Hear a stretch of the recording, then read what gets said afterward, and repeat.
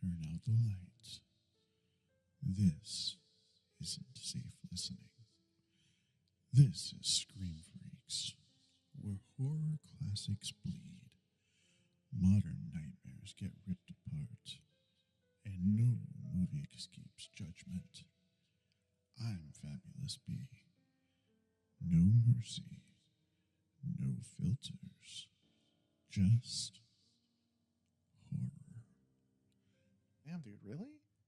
Yeah, man, I told you, you got to clear your browser history. That's how they get you.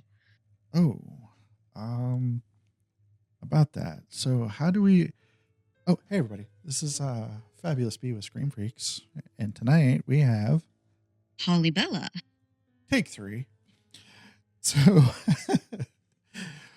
we are starting off at the second movie in this franchise. Basically, it's the Conjuring Universe. Yes. So we're starting off with the second one, because my therapist told me to, and it was your favorite movie. And 2, because what?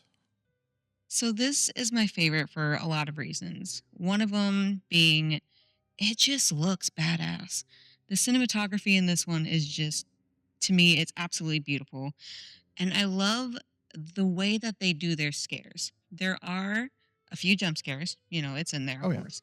But there's so many subtle things that to me make it scarier, that give that ambiance that, like, you're unsettled, you're uncomfortable, you're like, oh, and I love that. When a scary movie can do that, that's what makes it scary to me. That's what makes it good. And it's funny that you say that, because like whenever I first started talking about The Conjuring 2, I had a different movie in mind. I thought it was something different, until I went back and I rewatched it, and I was like, oh, I remember this now, because of like all of the unsettling things, like the Crooked Man and the Crooked Mile. Yes. The little girl, the antagonist reporter lady that thought that the little girl was faking everything. Yeah. Mm-hmm. That she was the one that was just like, oh, I caught her in the act. Ha ha ha. What are you Yeah. gonna do about this? And I didn't realize that it was the one that took place in England. Yes. London. Mhm. Right. So I started thinking about it, and I was like, that was the one with the old man that was in the chair. He was being controlled by Valak.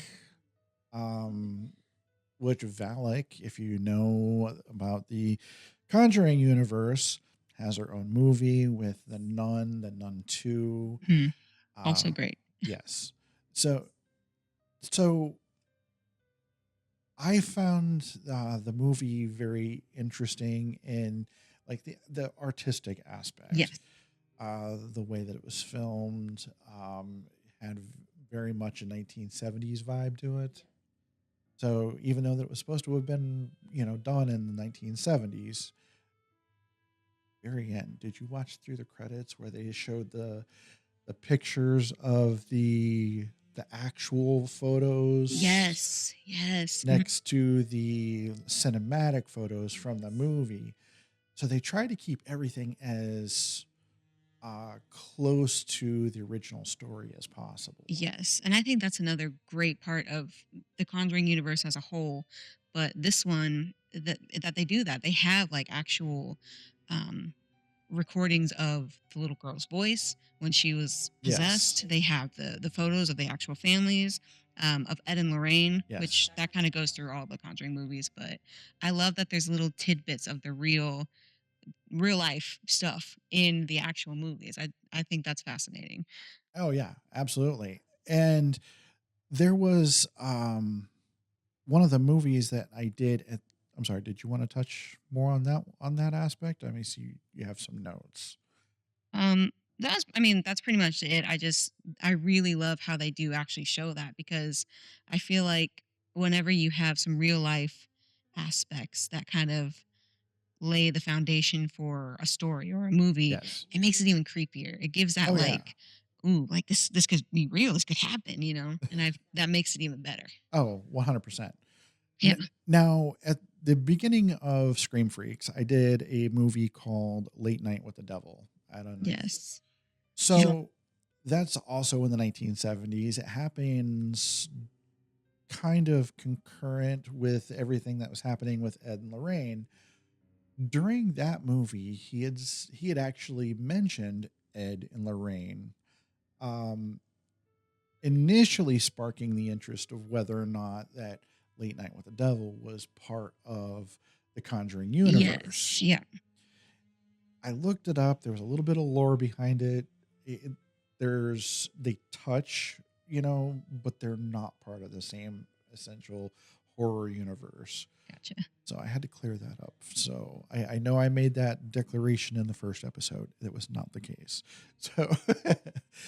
So, but anyways, there were so many other movies that were part of that universe, though. Like we said, The Nun was it Yep. Conjuring. Did they had part 3? Didn't they? Gosh, I think there's 4. I think the 4. last one just came out last year, The Last Rites. Oh, that's Yeah. right. That's And that right. was supposed to be their big finale. And it was like, this is why they stopped doing their work. Like it was a whole big thing. It's a Right. good movie. It's Oh it's, yeah. it's good. Okay. Now I definitely have to go back and watch that. Yeah. Um, there's so many movies that I need to get caught up on, and just by doing Scream Freaks, it's giving me that opportunity. For sure. So, going back to the movie, and the characters, the little boys, the one with the stutter, um, you definitely felt sorry for Janet Yes. because she was the one that was being affected by it the most. Right. Right. Being teleported, from Yeah. the ceiling into that locked room. And I will tell you that old man was creepy as all get He out. really is. And I feel that's one of the cool things about this one is I guess a little bit of a spoiler. I mean, you already know that Valak, is Right, in here. But throughout most of the movie, you think that the villain, the big bad, is the old man. You right. think it's going to be Bill Withers, and spoiler, it's not. No. He's actually being controlled by the nun, by Valak. Right. And this is kind of the first time that you are introduced to that character of the nun. And that's actually another one of my favorite scenes. It's iconic to me. Is the scene where Lorraine goes into Ed's office and there's Yes. the painting Oh my of the gosh. nun. And So creepy. it's so creepy and so well done, where you just see the shadow along the wall, and then it comes behind the picture, and just it's done so well. And it's that scene is just when I talk about the ambiance and creating that Oh yeah. creepy, unsettling um, place to be for a movie, like that is it. That's what I'm talking about, and Oh I yeah. love that scene. I Love mean, that scene. the painting in itself was very unsettling. Yes. Oh yeah. Very Um, creepy. yeah, and the fact that he was able to paint that without talking to Lorraine about what she saw. Yes. Yeah. So, in that basement, she saw Valak. She saw Ed being, impaled by that tree. Um, and you know what? On this particular show, we don't care about spoilers because this particular movie's been out for quite a while, and if you haven't watched it, You shouldn't. I'm sorry. I'm sorry. I mean, we have spoilers here. Full disclosure, spoilers here. But no, just the fact that you see the shadow of Valak walking along the edge of the wall, and then standing behind the photo or the painting. It's so good. Yeah, and then you see the hands from either side of the painting, and I'm like, I'm getting goosebumps just Yeah. thinking of it. Yeah. So, no, just the simple fact that, like you said, we thought that it was, Bill that was the big bad guy, but it was actually Valak. Um, and it kind of ties the whole story back together with Valak trying to kill, Ed and Lorraine. Right. Um, and she had to, say Valak's name for Valak to be going Yeah. back to hell. Yeah. And there's definitely a lot of religious implications in the movie as well. There are. And Lorraine actually mentions that it was taking a blasphemous form to, to poke at her beliefs. Right. And that was interesting too, because um, I didn't really know that she had kind of such a religious upbringing until you kind of watch the further movies. You see Right. a little bit more into her, into that. But it's done so well, and it's just I love the Nun. Honestly, the Nun movies also are phenomenal. Yeah. Bonnie Aarons is incredible. She's very unique looking, and she brings such a cool look to the Nun, and she is incredible in the creepiness and how she portrays herself and her presence, and it's great. I love that. She's phenomenal. Yeah. It was, and it's funny, not funny, haha, but funny, ironic. My older son, Eric, is essentially he went to school for uh, film production. So whenever he watches a movie, he like picks it apart.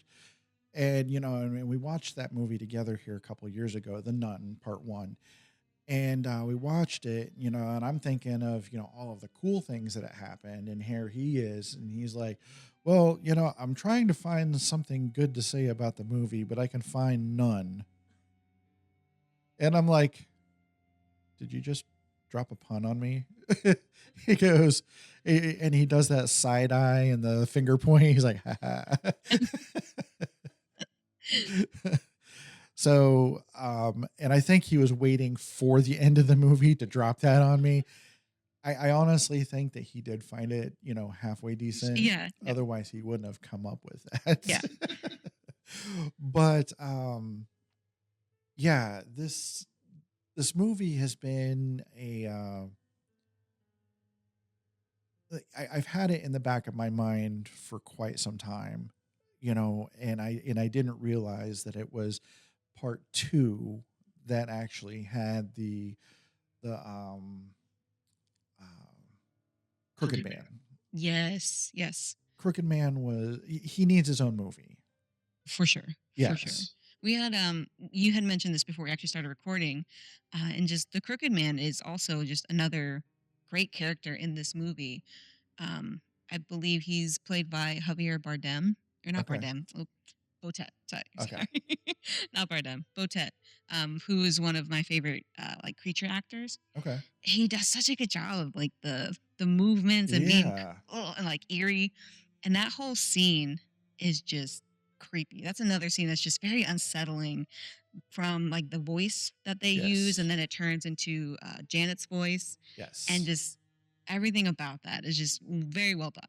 And Another great scene. if you want visuals, you can always go to the YouTube shorts that I did, and I did show what the Crooked Man looks like. Yes. So definitely go and check that out, because Terrifying. I mean it's very creepy. I tried to learn, between last night and today, the whole little poem, the Crooked Man and the Crooked Hat, and Yes. and the Crooked Cat. But I could not remember it for the life of me. But yeah, like I said, he needs his own movie, or the guy that plays him. I think he would be a great Slender Man. Oh yeah, for sure. Yeah. Yeah, I would love to see that. That I mean, Slender Man, for anybody that is Gen X, even millennials Yeah. might not know as much as Gen Z. Yeah. But millennials and Gen Z, you guys definitely had that Slender Man, and you had a couple other scary things that were just like the Five Nights at Freddy's. I Another freaking love those yes, movies. great movies, great games. Yep. Yes. And I absolutely love Matthew Lillard. He is a top-notch horror, comedy, anything you put him in, he is top-notch. Absolutely. But yeah, like I said, this movie had so many different aspects to it, horror, Yeah. psychological, emotional. I mean, there was a couple times that the little boys being emotional, trying to stick up for his sister, confronting the bully. Yeah. So I mean, Everything with Ed and Lorraine yes, playing on her emotions because of how, she's terrified to lose Ed. yeah, And that's another great thing throughout the entire series is Ed and Lorraine. yes, Their chemistry. I believe that they're married and that they're in love, yeah, like fully. They are incredible together. Um, and just the acting in general, they're yes, great. The little girl is played by Madison Wolfe, and she's incredible. It's great to find a child actor who can really creep you out and scare you. She does a great job. yes, Wonderful job. absolutely, 100%. And I always feel bad for the mom too, because like this whole thing is this woman has just been left by her husband. Yeah, She's got like 5 kids. yep. She's all by herself. She's not even making ends meet at this point. Oh yeah, And then all this is happening. Like, yes. Another emotion that this particular movie brought was, anger because he took their vinyl collection and he took their music, and that pissed me off. yeah, no, for sure. Yeah, nobody takes the music. Don't take the music out of the house.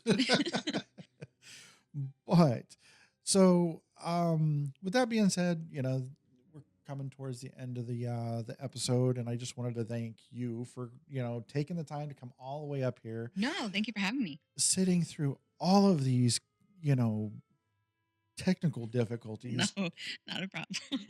I'm like, one of these days I'm going to get this figured out, and I'm just going to push a button. We're going to record, and we're not going to have an issue. But that'll be the day. But anyways, so I understand that you and Brianna are going to come back for another episode together. Yeah, we've been talking about what one we might want to work together on. Maybe a few. Yeah, yeah. I do know that I have a couple episodes coming up. I have one for Valentine's Day with a guy named Drew Leach. Then I have another one with another podcaster. He asked if we could do a collaboration. I told him I would, work on a couple episodes with him if he would be my co-host. Very cool. For Demon Night, it's the Tales from the Crypt, one of my favorite Tales from the Crypt movies. Very cool. Yes. Okay. And then there was another one. There's a special one for the movie Ratchet. It's actually the director of the movie and his brother is the producer, and they want to be a guest on the show while I review the show to them. That's awesome. Yes. So we're going to have a discussion about their creative process and the whole thing. And I'm like, ooh, I get to be a part of that. Once again, thank you so much for taking the time to come all the way up here. I mean, out of your way, just for you to sit through all these technical difficulties and this rigmarole that we call Scream Freaks. No, I loved it. I had a great time. Awesome. We'll definitely look forward to the next time. And thank you, everybody, for listening once again to Scream Freaks. Until next time, stay spooky, my friends.